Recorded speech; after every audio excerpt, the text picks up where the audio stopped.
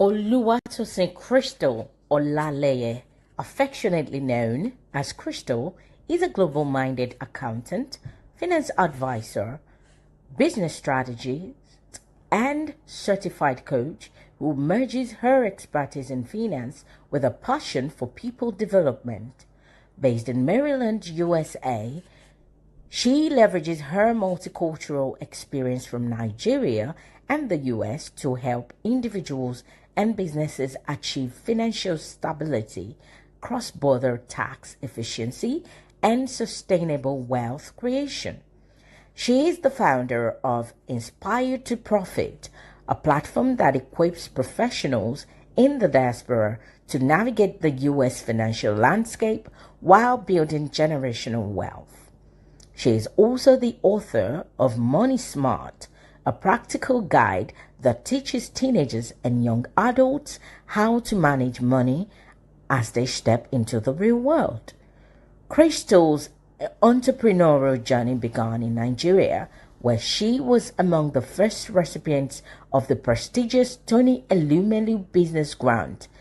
Since then, she has trained and mentored entrepreneurs to thrive across cultures and markets. Her impact extends beyond numbers.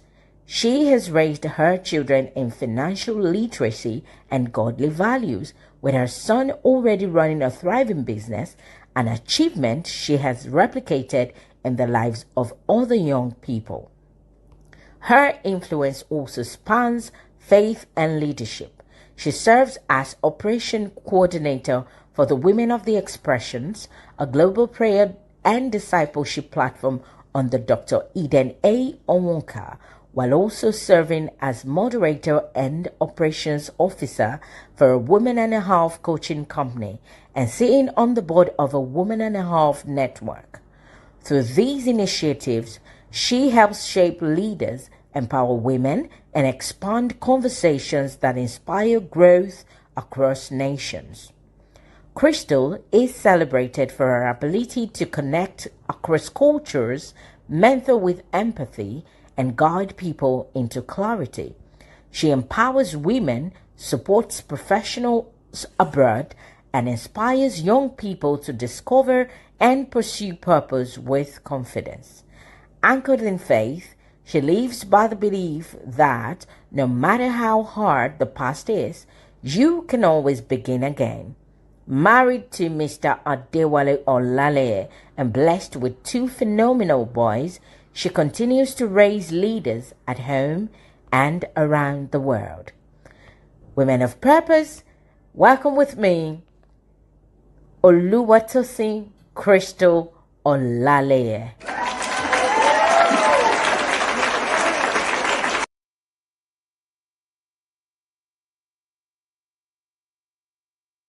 Thank you so much. Can I confirm that you can hear me? Can I confirm that you can hear me? Thank you so much. I looked at that picture and AI had done something to me and I was like, wait, is that me? Thank you so much. First of all, Sister Gifts, Minister Gifts, my darling sister. Thank you so much for having me here. Thank you for inviting me. I'll be alternating because I have two screens, so don't think I'm not concentrating on you. But I want to just say thank you, Minister Gift, for this opportunity. You are my sister. You are my soul sister. And I want to thank your wonderful husband, Pastor Oluwatosin. You know that if you see a woman that is striving in her ministry, in her purpose, you have to know, especially if she's married, you have to know that it's also because she has the gift of a godly man. Thank you. Thank you so much. God bless you. And I want to thank everyone, especially on the back end, that are making this happen. You guys are doing a fantastic job.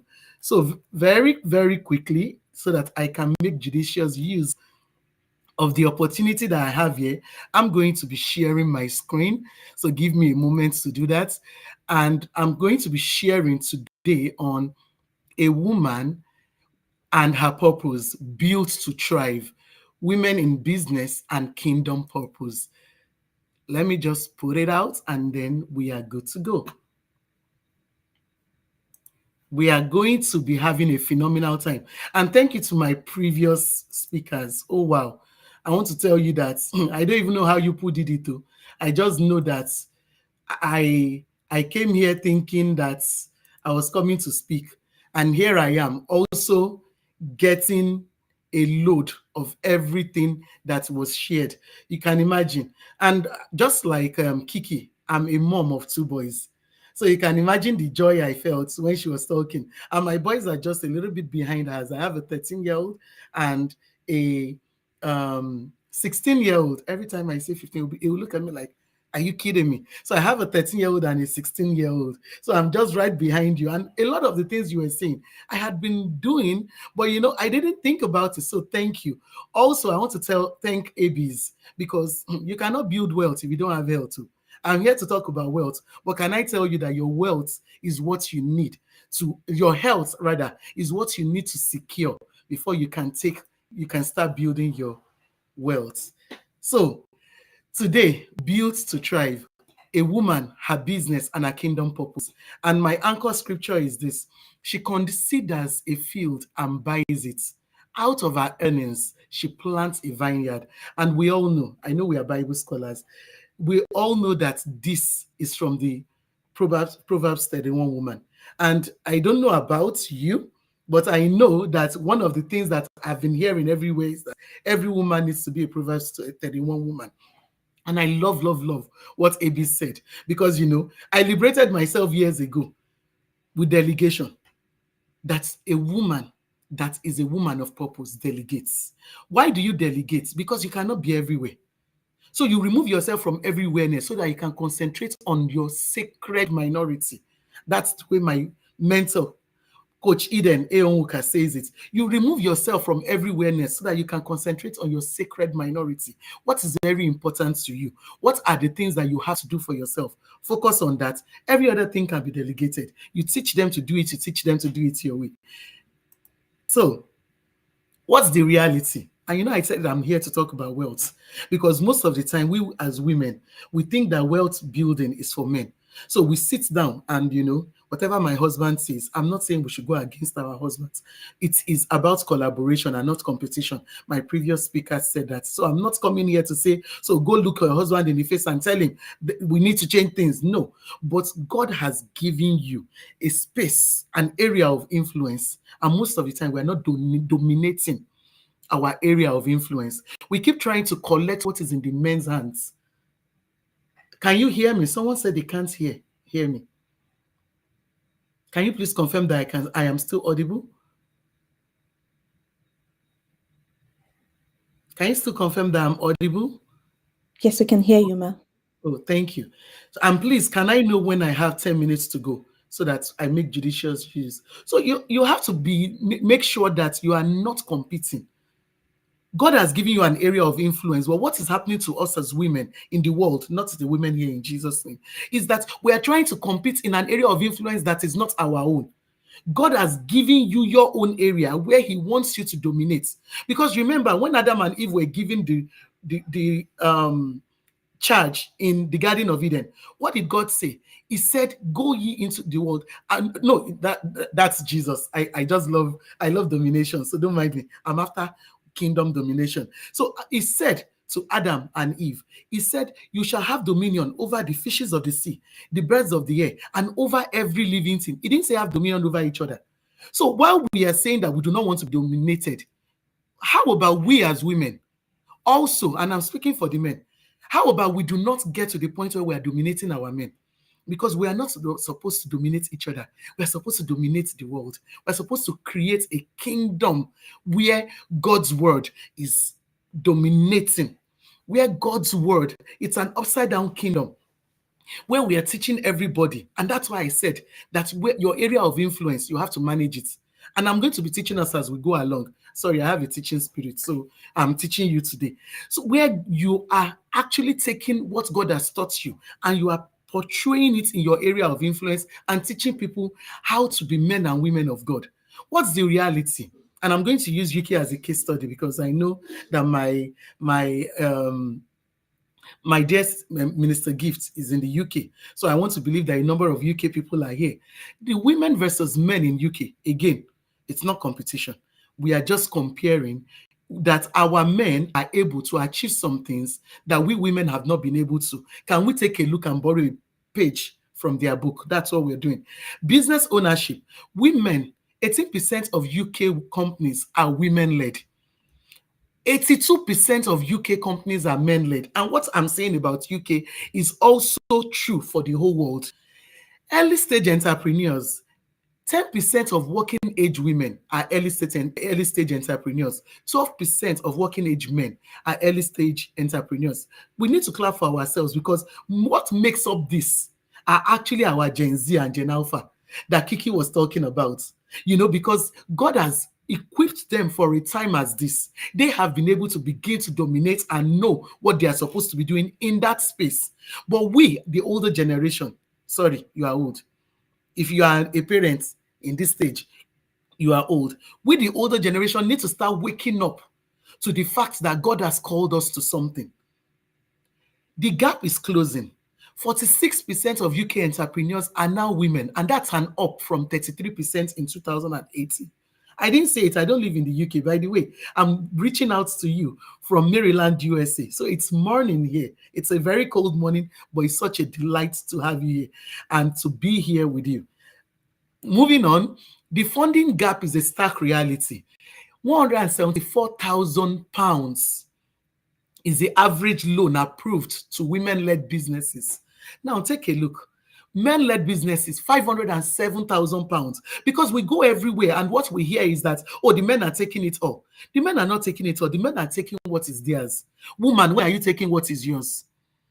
That's the question. The men are taking what is theirs. A man does not apologize for who he is. And that's who he is. That's why I said it's collaboration. We can learn from them. And I'm not saying diminish. I know I do have some energy, right? That some people would say sounds like a man's energy. But trust me, I love being a woman, because there's a femininity to me that I enjoy exhibiting, even as I lead in business, which I've been doing for over 20 years, even as I lead as a mom, even as I lead in my community. I love being a woman. I love dressing up. I love my lipsticks. I love that God has called me to what he has called me to. But what I'm saying is that I know God has called me to more than what I am doing. And I'll give you an example. I'll share my story with you. Men are doing what God has sent them to do. We cannot continue to sit down and assume that they are taking our share. No, they are not. Your share is available. You need to sit down and, learn how you are going to dominate your area of influence. 55.8% investment share of women-led companies in 2024. That means only 5.8 of what investment was put out there was invested into women-led companies. We are talking about, those of us that raise money on the stock market, that is one. Those of us that are looking for people to invest in our businesses. Women don't even know that they are capable of such. An average woman doesn't know what a pitch deck is. An average woman doesn't know how to manage the little things that will put together their business and launch it to the global stage. We have to start thinking big. We cannot continue to think small. We can start small, but we do not remain small. Female-led businesses average £10.4 million in revenue versus 6.1 million in male-led. Did you hear that? Despite the fact that your investment share is 5.8%, do you see what is happening? That if more women got into business, our revenue is more, even with the little we have. Because as a woman, you have what is called a womb. You can carry an idea. You can put it in your womb as you put a child, and then you incubate it. And over time, by the time you bring it out as a full-blown child. And yet, we look at this capability that God has given us, and we limit it to the kitchen. I'm not saying every woman remains in the kitchen for a while, because let me tell you, you are going to have to raise the children and that is one thing you cannot delegate, raising your children. You cannot delegate raising your children. But let me tell you, you cannot remain in the kitchen. Less funding, more results. You are proving that you can do more with less. Why are more women not doing more with less? I go to the next slide, and I have two people that I want to share with you today. Well, first of all, let me share my story. You see, I come from a long line of business owners. In the 80s, 70s and 80s, my father had a thriving business in Balogun Market He sold Ankara. My mother had a thriving business. Even my step parents, my step siblings, everybody in business. I used to say that that business bug did not bite me because I was the only one that went, finished school, and then went and started working in a bank. I worked in telecommunications and I moved to the banking industry, and I was there for a while. And every time they're talking about their businesses, I'll be like, people are the ones that are carrying the tradition of the family. It's not for me. Little did I know that as I am running my home, I am running a business. Did you know that you run your home like you run a business? Did you know that you run even your job the way you what was I saying? Prioritizing what you need to do. That's business. The only thing is that your business is your home. What we are saying is that let's expand that business. And I'm not saying everybody has to do business. Some of us, our area of influence, and I do have a job, by the way, so I have the best of both worlds. So some of us, our area of influence is at our jobs. But we have to understand that we are much more than we are more than the paycheck. God has called you to create influence where you are. So the first person I'm going to share with you, and I'm sure you don't know her, because even I didn't know her until a while ago, and then I started studying her, and I was mind blown. She's called Shira. The only Shira I know is one. There was something in the 80s. There was actually a cartoon, Shira, Princess of Power. So every time I hear Shira, I'll be like, I beg, all these people with their temples and. But then I realized that Shira is actually a woman in the Bible, and she's a woman you need to study. Unfortunately, there isn't much information to study about her, because the only thing that was said about her in the Bible is this one sentence that I brought out for you. His daughter was Shira, who built the lower and upper Beth Horon, as well as Uzen Shira. But this one sentence is a sentence in a million. If I remember correctly, I think her father was Joshua's partner when they were the only other person. I forget what his name is. The only other person that said that they are meat for us when they went to check the land, when they went to check out the land. I think that was her father. And she was mentioned in the Bible. Now, this is one thing I want to tell you about the Bible. When you read the Bible and someone is mentioned, Caleb, that's his name. I think she's from Caleb's tribe. When someone is mentioned in the Bible, I can promise you that there is a reason. So every name in the Bible is there. They did not say a man. They did not say a woman that built something. They said Shira. And they mentioned her father, who built lower and upper Beth Horon, as well as Uzen Shira. She built 3 cities, one woman. This was in a time where women were not to be heard, women were not to be seen. And a woman built 3 communities. That is who you are. With your 5 loaves and 3 fishes that you have given your child in his lunchbox to take to school, that you did not know that Jesus was going to use to feed 5,000 people. My dear woman, you are building communities. Who was Shira? She was a remarkable woman who built 3 cities in ancient Israel. A real estate developer, a city planner. Because how do you build cities? She did not build houses. She built cities. An infrastructure builder. Where? In what is still a male-dominated field. Yet, she was the first female architect. She was the first female city developer. Maybe even a mayor. But what does she teach us? She teaches us 4 things. You build for legacy. She didn't build a house. She built more than a house. She built cities. And one of them was even named after her. You build for legacy. What's coming after you? How are you deploying yourself into what is coming after you? 2, strategic planning. I'm sure Shira was a wife. I'm sure she was a mom. I'm sure she was a daughter. I'm sure she was in a community. Yet she was able to do all of these things and still manage her resources, because we are given resources. And let me tell you, one of the resources that you have been given is the gift of men. What are you doing with your gift of men? How are you operating in the community God has placed you in? I'm grateful that I'm a part of a community, a woman and a half. And that's where I met Minister Gifts. A community of people that we run around ourselves and we build ourselves up. You have to be strategic.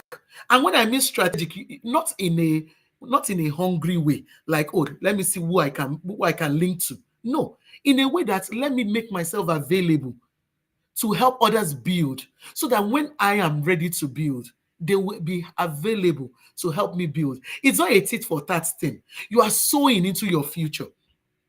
Then have a vision beyond survival. Especially for those of us in diaspora, we are always thinking just the next meal. As long as I have a job, as long as I have food on the table, I'm good and I remain here. How about you get that course done? How about what they've been advertising something in your company? I don't know who you are. There is a job that has been advertised in your company. It's been going round and round. They've not found somebody. And you know that all you need to do is take a course and you'll be able to do that job. Yet you are limiting yourself and into that smallness of where they employed you and saying, let me just remain here. Can you go and get that job? That promotion, apply for it. Speak up for yourself at work.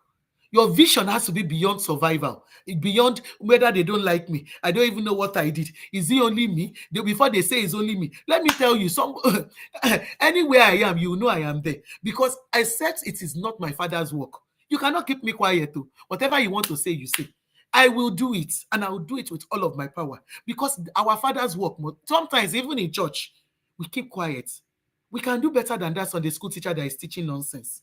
And God help us, they are doing their best. But in your mind, they're like, what is this thing they taught them again? And say, can you go and teach? Can you step up and go teach? Because there is a vision beyond survival. And my next point is breaking barriers. We cannot just be here and say, oh, I'm only here and this is where I'm supposed to. We have to push the glass ceiling. We are here because some people stepped forward and did the right thing. They said, no longer will I sit down and let them dictate to me how I'm supposed to be. That is what the daughters of Zelophehad did. It had never been heard of, just like it had never been heard of that a woman is building. It had never been heard of that a woman is actually inheriting. But they said, no, our father fought. No, let us go, at least let us try. It takes courage. So a woman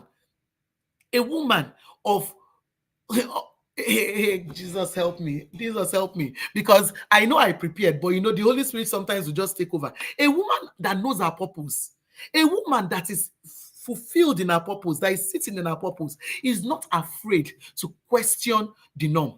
Is not afraid to ask, why can't we do it better? Is not afraid to proffer solutions. Because Shira was in a place where she could not even speak, yet she created influence. We are in a place where we can speak everywhere we go. Social media, everybody is an oracle now. Everybody is an expert. Beautiful nonsense going everywhere. Yet you know the truth and you are quiet. Imagine if Kiki decided not to say anything and she knows so much about parenting. I've been parenting for 16 years. I still learned from her. And I'm grateful that I was able, all the things I was able to deploy. Where do you think I was finding them? From experts that decided not to keep quiet about it. You are an expert at something. What are you doing with your expertise? So you have to even do beyond your job. Your job is the barest minimum.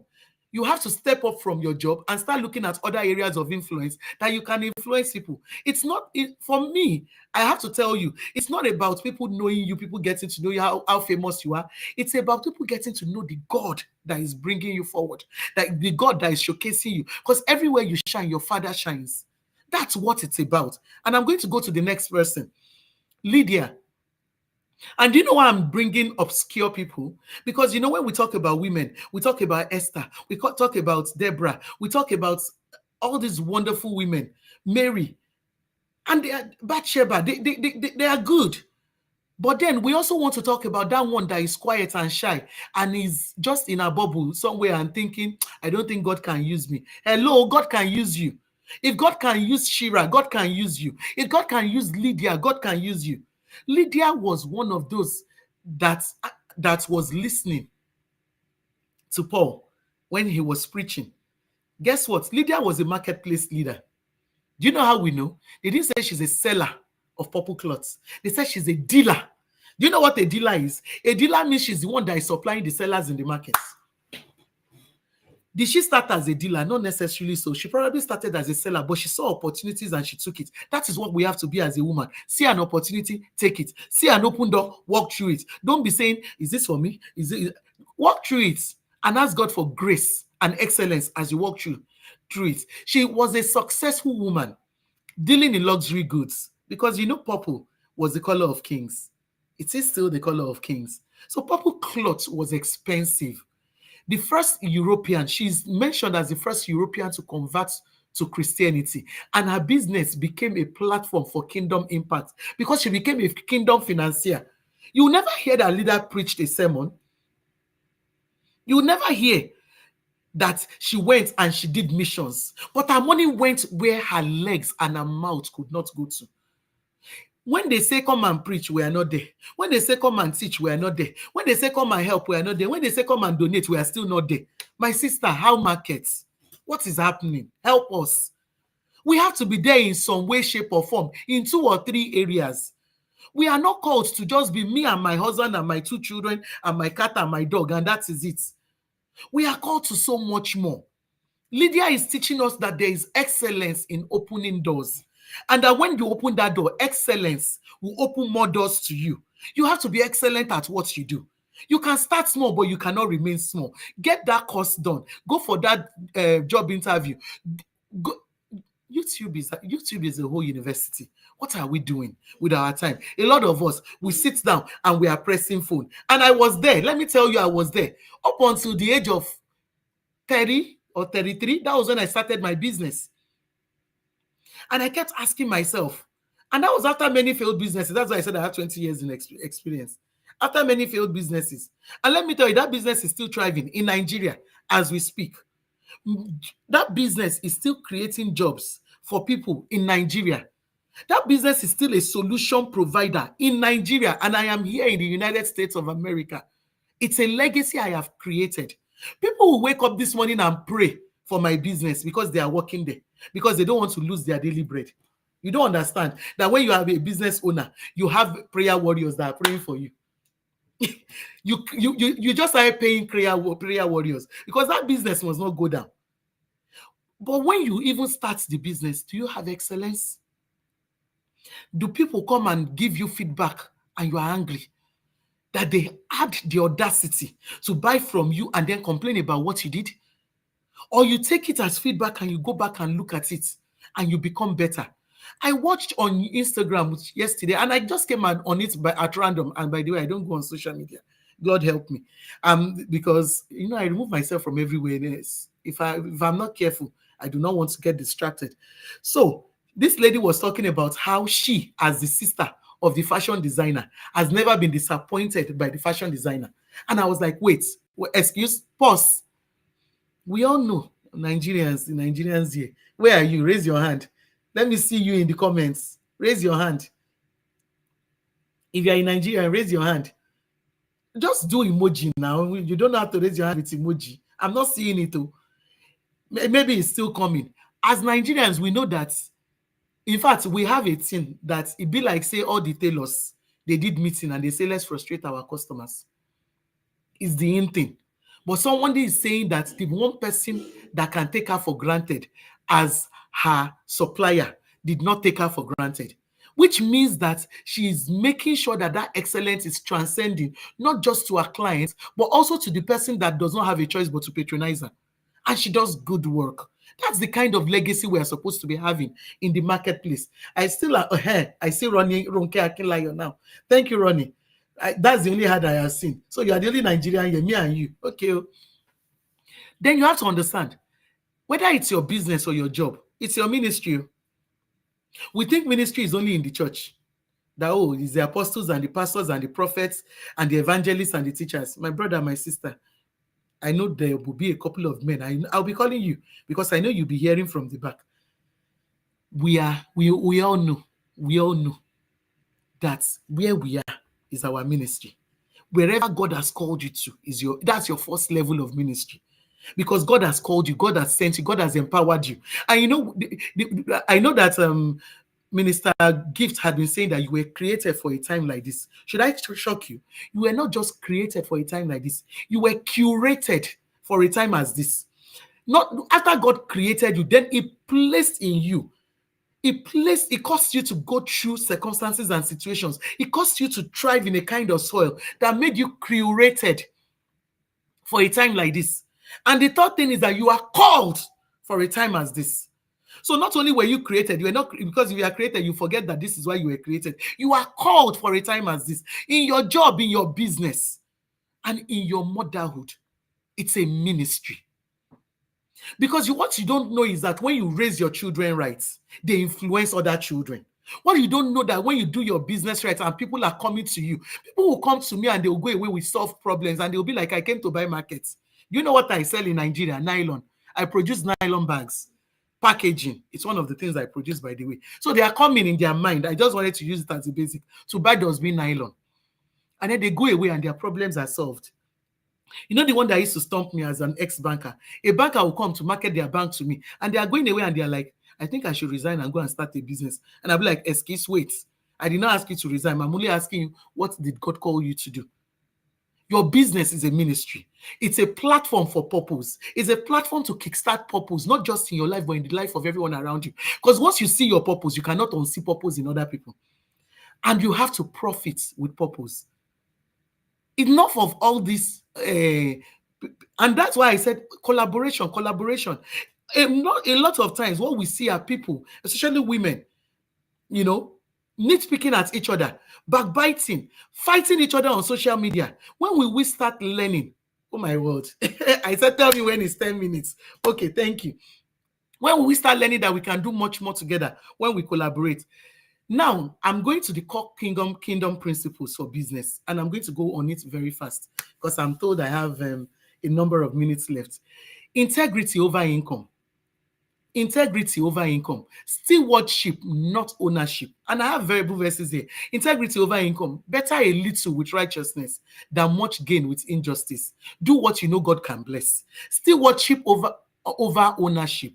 Know that everything you own, including you, and the breath that is in your nose, the earth is the Lord's and everything in it. Psalm 24 verse 1. And number 3, service above self. Whoever wants to become great among you must become a servant. If you have to become a servant before you become a leader, it's so that it can teach you humility. I call it humility. It will teach you the ability to be humble. Matthew 20 verse 26. You have to be a humble servant, because even the biggest of CEOs is a servant. We are doing something to help other people. And number 4, collaborate, do not compete. I've been saying this probably on every slide.